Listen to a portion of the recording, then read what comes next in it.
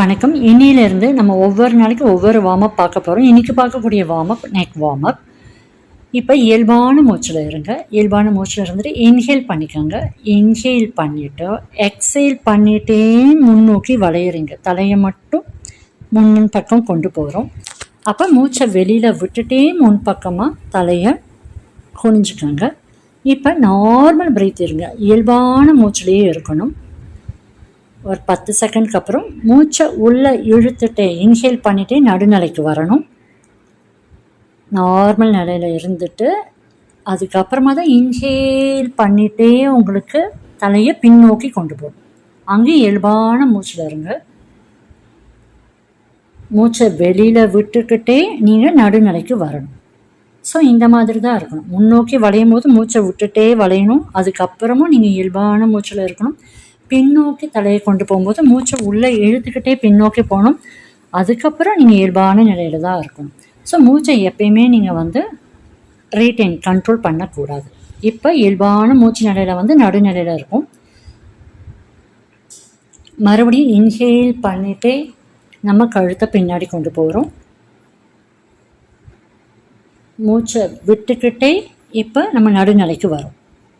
இதுதான் forward and backward bend first பண்ணிட்டோம்.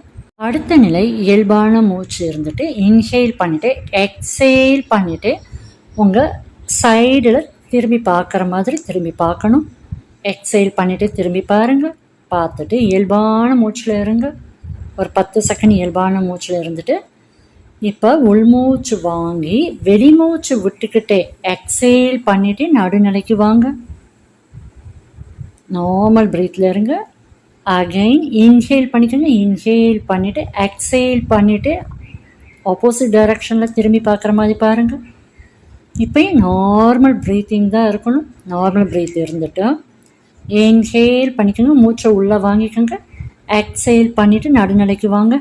இந்த மாதிரி நம்ம சைடாக திரும்பி பார்க்கும்போது மூச்சை வெளியில் விட்டுட்டு திரும்பி பாருங்கள். நார்மல் ப்ரீத் இருந்துட்டு ஆஃப்டர் தட் நீங்கள் இயல்பு நிலைக்கு வந்துடலாம்.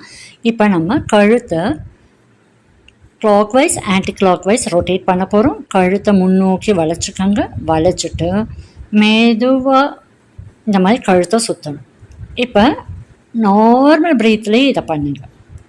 நார்மல் ப்ரீத்லேயே உங்களுக்கு கிளாக் வைஸில் ஒரு 5 டைம்ஸ், ஆன்டி கிளாக் வைஸில் 5 டைம்ஸ் பண்ணுங்கள். இப்போ ஒவ்வொரு வார்ம் அப்பையும் நம்ம இப்போ ஃபார்வர்ட் பேக்வேர்ட் பண்ணியிருக்கோம் இல்லையா, ஒரு மினிமம் ஃபார்வர்ட் பெண்டில் ஒரு 3 டைம்ஸும் backward bend 3 times, side wise திரும்பி பார்க்குறது ஒரு லெஃப்ட் சைடில் 3 டைம்ஸ், ரைட் சைடில் 3 டைம்ஸ். இந்த ரொட்டேட்